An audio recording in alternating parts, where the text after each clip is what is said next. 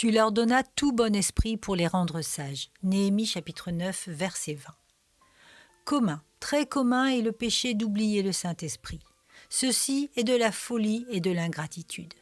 Il mérite bien notre attention car il est bon, suprêmement bon. Comme Dieu, il est essentiellement bon.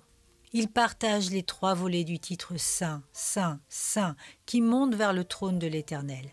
Pureté sans mélange, vérité et grâce, il est bon et bienveillant, supportant tendrement nos caprices, supportant nos volontés rebelles, nous vivifiant de la mort de notre péché et puis nous entraînant vers les cieux comme une tendre mère pour son enfant. Combien de générosité, de pardon et de tendresse dans son esprit patient de Dieu. Il est bon avec efficacité et toutes ses œuvres sont bonnes au plus haut degré. Il suggère de bonnes pensées, de bonnes actions rapides, révèle de bonnes vérités, applique de bonnes promesses, aide à atteindre de bons buts. Et il conduit à de bons résultats. Il n'y a aucune bonne chose spirituelle dans le monde dont il ne serait l'auteur et le support. Le ciel lui-même devra le parfait caractère de ses habitants rachetés à son œuvre.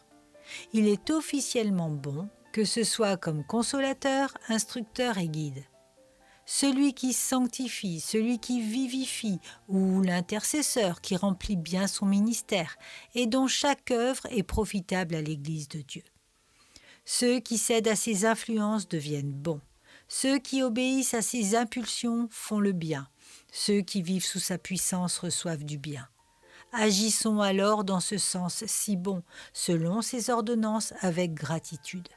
Révérons sa personne et adorons-le comme Dieu au-dessus de tout, comme béni éternellement.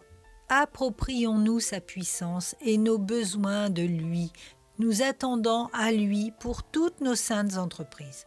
Cherchons heure par heure son aide et ne l'attristons jamais.